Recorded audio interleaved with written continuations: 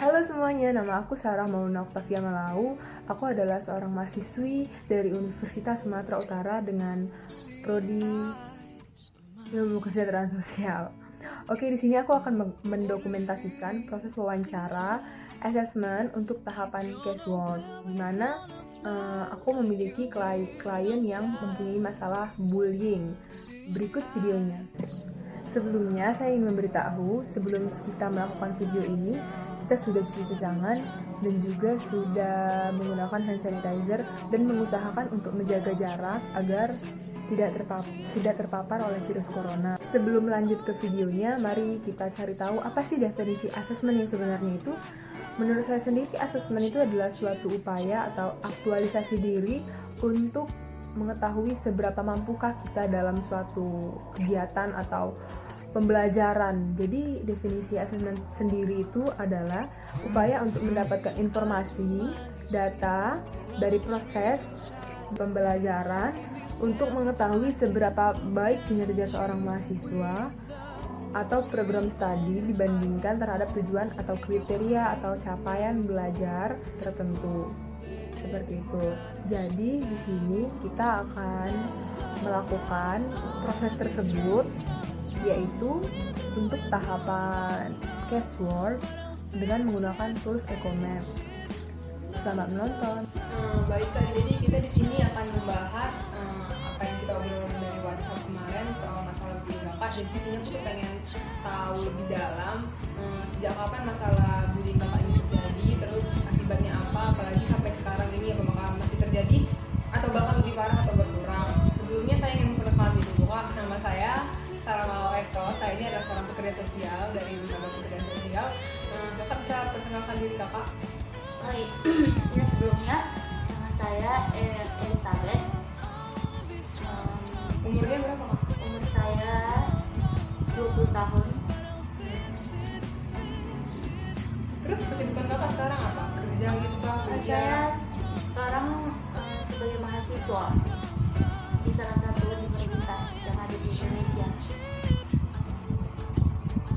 Statusnya Kak masih menikah Kak atau gimana? Enggak, saya masih belum menikah, masih single. Kalau boleh tahu Kak, Kakak agamanya itu agama apa sih? Saya Kristen Protestan. Oh, oke Kak.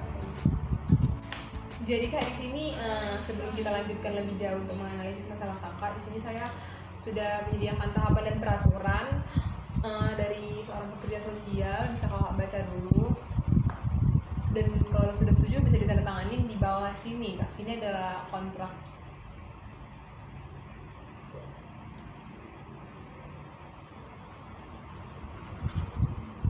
Enggak. Oke, terima kasih. Sebenarnya itu sejak kapan sih Kakak mengalami bully ini sebenarnya? Kalau mengalami bullying ini sebenarnya dari kelas 3 SD ya. Saya sering di EG oleh teman-teman saya, sering dijauhi. Jadi tuh saya sering kayak menyendiri jadinya di kelas. Terus kelanjutannya SMP masih berlanjut kah? Atau lebih maksud saya lebih parah atau lebih menurun gitu? Kalau sebenarnya kalau yang di SD itu masih karena saya belum tahu, saya nggak tahu itu bullying ya.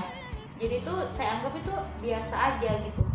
Tapi yang lebih parah itu menurut saya sih selama SMP. Jadi sebenarnya itu terus berlanjut dari SD, SMP sampai SMA. Sebenarnya masalah bullying itu terus berlanjut. Jadi di SMP itu sebenarnya lebih parah. Selain itu teman-teman saya nggak mau nemenin saya, juga mereka banyak kayak menjahili saya gitu. Misalnya entah ngambil buku saya atau enggak tugas yang udah saya kerjakan itu diambil tanpa sepengetahuan dari saya. Jadi sebenarnya makin parah gitu. Selama di SMP makin parah kasus bullying. Tapi Kakak nggak pernah menanyakan sama diri Kakak gitu, ada yang salah dengan diri Kakak gitu maksudnya? Kenapa mereka bisa sampai segitu nggak suka lihat Kakak? Kalau misalnya waktu pas di SD ya, karena saya masih anak-anak, jadi pola pikir saya juga nggak terlalu jauh. Saya pikir kayak nggak ada kesalahan gitu sama saya. Jadi kayak saya berpikir ya udah, misalnya kalau memang mereka nggak mau nemenin saya ya udah gitu loh. Tapi kalau selama SMP saya tuh mulai berpikir kenapa selama ini saya begini terus, dijauhin terus sama teman-teman saya, apa yang salah gitu sama saya. Jadi dari situ saya mulai nyari apa sih yang mereka nggak suka dari saya gitu. Jadi kenapa mereka jauhin saya, nggak mau temenan sama saya gitu. Jadi mungkin karena memang dari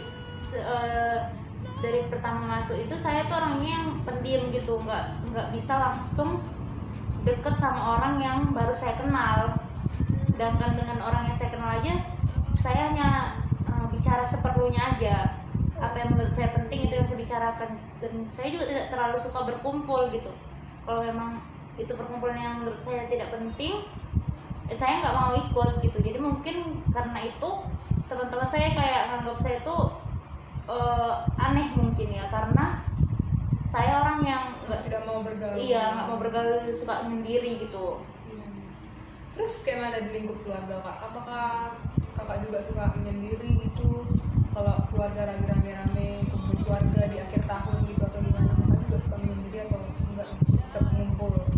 Kalau di keluarga saya, karena saya udah dari kecil gitu ya, misalnya dari lahir udah sama mereka tuh udah tahu gitu gimana sifat saya nggak terlalu suka, istilahnya bukan nggak terlalu suka keramaian ya, misalnya nggak bisa menyesuaikan sama keadaan gitu loh. Meskipun ramai, mereka banyak ketawa, saya nggak bisa yang kayak langsung ekspresinya nggak bisa langsung. Berarti sulit beradaptasi. Iya, sulit beradaptasi sama ini gitu. Jadi keluarga inti saya, misalnya kayak ayah, ibu atau kakak atau adik saya itu udah terbiasa dengan sikap saya. Jadi mereka kalau misalnya melihat saya, oh ya tinggal diajak ngomong atau nggak diapain gitu, nggak pernah dibiarin sih. Mereka udah terbiasa. Jadi setelah semua masalah kakak mulai dari SD kakak dibully, mulai dari kelas 3 SD ya tadi kak ya, kelas 3 SD dibully, berlanjut ke SMP, dan kakak lebih memilih untuk menghiraukan mereka dan kakak lebih memilih memperbaiki kualitas belajar kakak. Bagaimana sekarang kak? Kakak tetap ingin menjadi diri sendiri yang lebih memperbaiki diri lebih lagi daripada memikirkan omongan orang, atau akan berubah menjadi apa yang orang inginkan supaya kakak bisa bergaul atau bersosialisasi lagi lebih luas daripada sebelumnya? Jadi itulah salah satu maksud kedatangan saya ke sini gitu. Jadi saya ingin memperbaiki diri saya ingin menjadi diri saya sendiri tetap, tapi saya ingin bisa bagaimana supaya saya bisa setidaknya bisa berpartisipasi dengan orang banyak gitu. Ikut andil dalam itu. Jadi selama kuliah ini atau sebelumnya pas SMA ini dia malah berkurang gitu atau malah bertambah bullying dari teman-teman kakak? Kalau selama SMA karena udah bodoh amat ya, udah terbiasa Ya. Jadi saya nggak terlalu mikirin mereka, nggak terlalu nanggupin mereka, jadi mereka kayak capek sendiri gitu loh. Awalnya waktu masuk SMA tuh ya ini apa namanya tuh luar biasa gitu aku bullying, tapi lama-lama karena mereka lihat saya bodoh amat gitu, jadi mereka kayak udah capek sendiri, ya udah Tidak direspon juga. Jadi kakak tetap lebih memilih jadi diri sendiri kah atau gimana? saya maksudnya saya tetap mau jadi diri saya sendiri, tapi saya ingin memperbaiki beberapa sifat saya itu, yang misalnya yang susah bergaul, itu susah beradaptasi gitu. Agar dapat diterima di lingkungan Iya. pertemanan atau lingkungan manapun. Oke kak, terima kasih ya kak atas waktunya. Nanti tahap lebih lanjut kita akan menggabungkan kakak dengan beberapa orang yang masalahnya sama dengan kakak, bisa bertukar pikiran dan bisa menyimpulkan. Oke kak, terima kasih ya kak atas waktunya. Nanti kalau mau lebih lanjut, nanti kita akan gabungkan kakak dengan beberapa orang yang masalahnya sama dengan kakak. Jadi nanti kalian dan dibantu oleh kita pekerja sosial bisa diskusi masalah kalian dan bisa mencari solusinya bareng-bareng bagaimana yang bagus untuk kedepannya. Karena kan kakak pengen berubah, nggak pengen kayak dulu lah istilahnya, pengen lebih bersosialisasi lagi. Terima kasih kak. Jadi selanjutnya kita akan melihat tools EcoMap ini, di mana Elizabeth tidak memiliki hubungan yang baik atau bisa dibilang kurang baik dengan tetangganya, di mana kita kasih kode hijau dan merah, di mana itu menandakan kurang baik. Berikutnya dia juga memiliki hubungan yang cukup terhadap tetangga dan juga organisasi karena dia tidak menyukai lingkungan yang ramai atau lingkungan sosial. Tapi dia juga didorong maju untuk tidak stuck pada diri dia yang suka dibully oleh orang tuanya, ayah, ibu, abang dan juga adiknya, dan juga kakaknya selalu mensupport dia agar dia bisa disukai banyak orang dengan cara dia sendiri. Jadi intinya dia ingin merubah dirinya.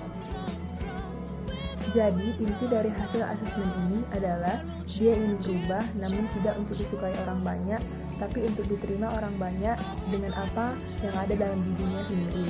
Sekian dari video ini, semoga video ini bermanfaat buat kita semua. Terima kasih.